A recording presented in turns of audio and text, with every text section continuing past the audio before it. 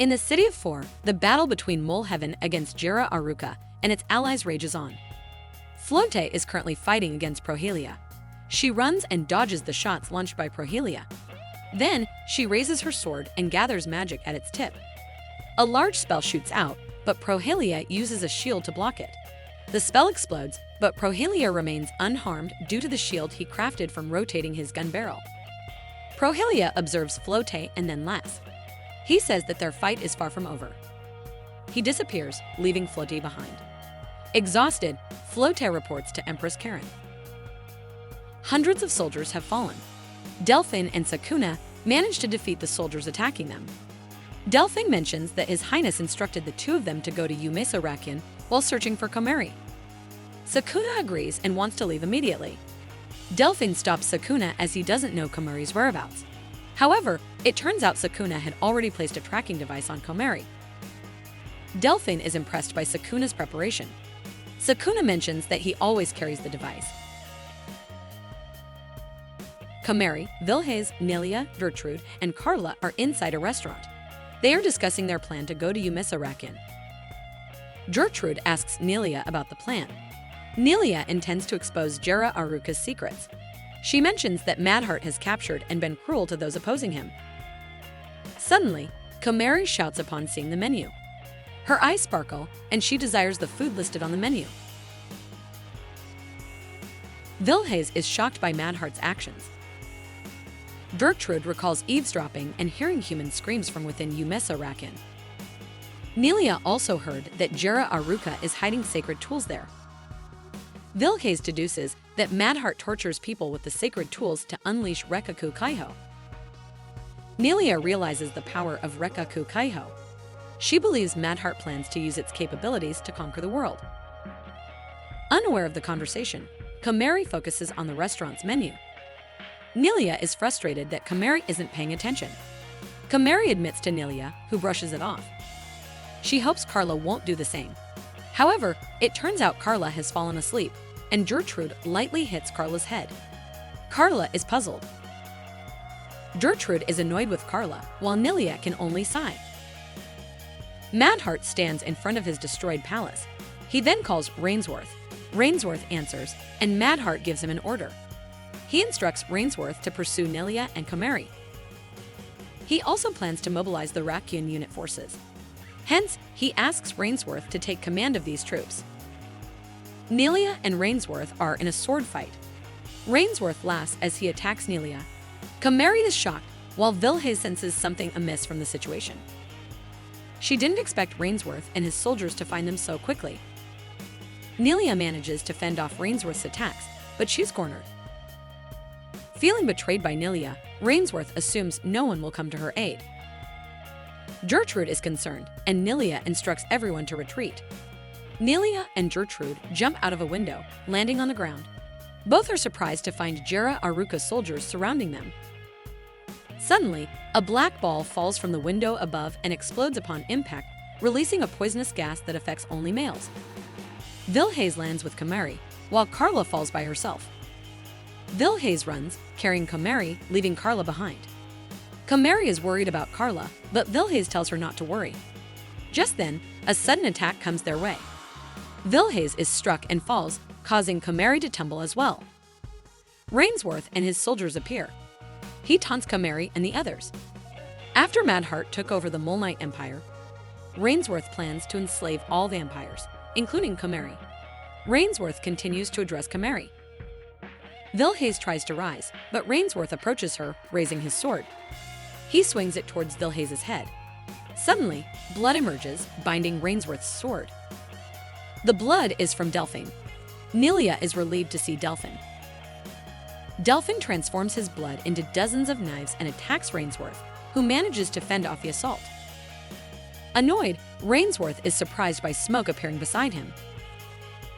Melikonsi and 7 other unit members emerge from the smoke.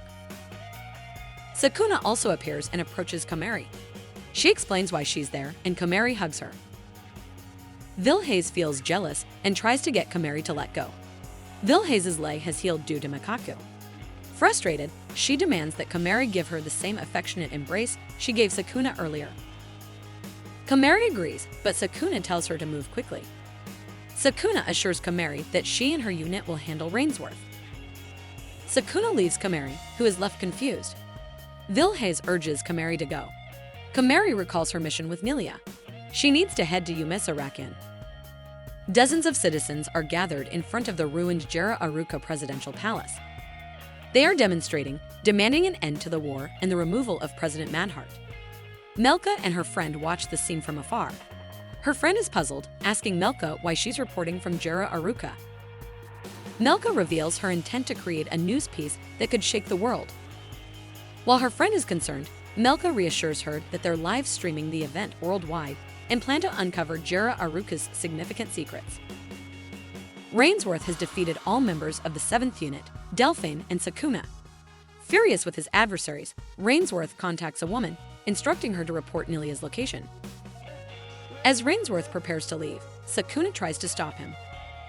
However, Rainsworth draws his sword and stabs Sukuna in the back, claiming that Kamari's life is in danger as the Abercrombie unit awaits at Umisarakin. Unfazed by Rainsworth's threats, Sukuna reveals she has already defeated that individual.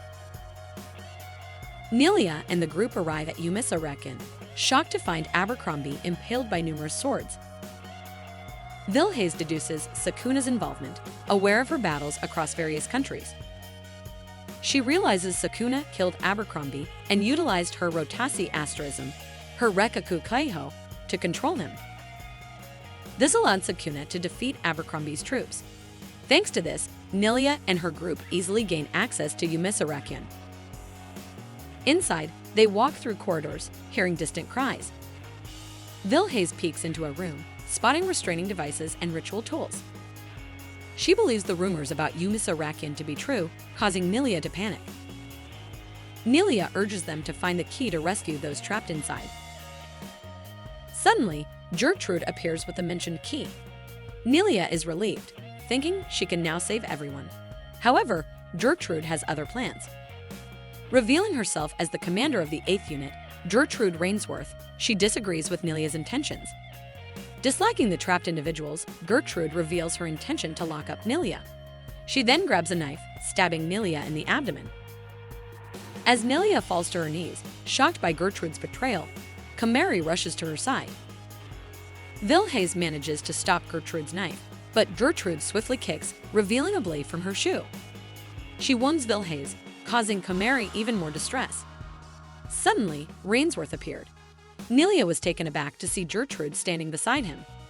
As it turns out, Gertrude is Rainsworth's sister. Nilia tried not to believe what Rainsworth was saying. While Gertrude still considered Nilia a friend, Rainsworth denied it.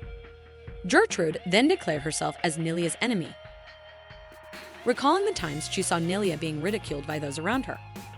Worriedly, she urged Nilia to abandon her dreams. Rainsworth chimed in, echoing his sister's sentiments. However, Nilia refuted both of their claims, placing her trust in her mentor's words. Rainsworth disapproved of Nilia's complex dreams, insisting she abandon them and belong to him. Suddenly, Kamari shouted, refuting Rainsworth's claims. She vowed to defeat anyone who dared to mock Nilia. Rainsworth responded, growing visibly irritated. Kamari then openly ridiculed Rainsworth, angered by his intention to use Nilia as a pawn. She firmly believed that Nilia wouldn't succumb to Rainsworth. Kamari demanded an apology from Rainsworth. Instead, Rainsworth lunged forward, kicking Kamari in the abdomen. Even after Kamari collapsed, Rainsworth continued his assault, instructing Nilia to echo Kamari's ridicule. As blood spurted from Kamari's mouth, Rainsworth grinned maliciously. A chilling aura enveloped the area as Sukuna approached Rainsworth. Rainsworth was shocked to see Sukuna still alive. Spotting Kamari's injuries, Sukuna assumed Rainsworth's culpability, further fueling her rage. Suddenly, tremors emerged from above. Gertrude realized that Sukuna wasn't alone, further infuriating Rainsworth. Even Sukuna hadn't anticipated the extra company. People wielding spears rushed forward, attacking the Jera Aruka armored soldiers. Up above, Amatsu Carla and 2 journalists from Molmite were present.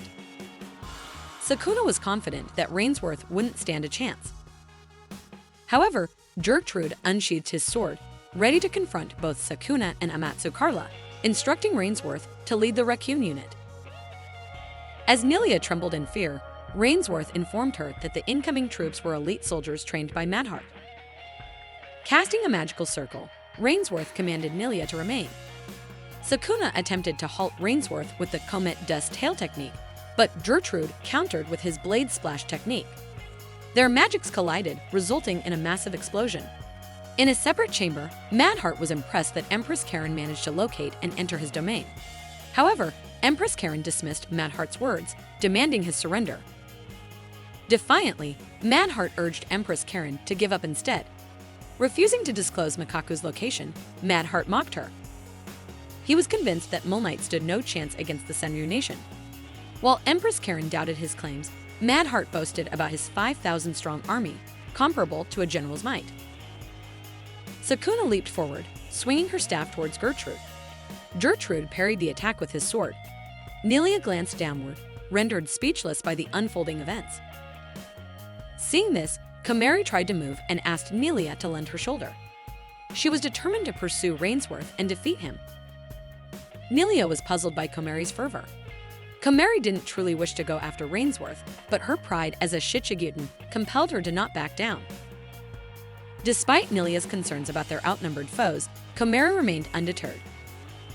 Nelia also wanted to stand tall, but memories of being underestimated by many made her doubt her own dreams. Kamari was irked by Nelia's words. Initially surprised when Nelia proposed world domination, she soon realized Nelia's sincerity. Though the idea seemed far-fetched, Kamari was not one to give up easily. Nelia still felt the endeavor was impossible, but Kamari paid her no heed, cherishing Nelia's inherent kindness. Subsequently, Nelia urged Kamari to drink her blood, viewing it as a gesture of trust and affirmation. She aspired to conquer the world alongside Kamari. Confused, Kamari then apologized. However, Nelia wasn't bothered by Kamari's actions. Instead, she embraced Kamari's trust. Kamari closed her eyes and tilted her head forward. Nelia extended her tongue, sipping the blood seeping from Kamari's mouth. A peculiar sensation washed over her as she tasted the blood. Memories flitted back, reminding her of a conversation with Kamari's mother. She had mentioned how her third child had been a handful, yet she was confident that this child would uplift Mole Knight and potentially the world. With a newfound determination, Nelia unsheathed both her swords, expressing gratitude towards Kamari. She was now resolute in her original mission, to vanquish all adversaries.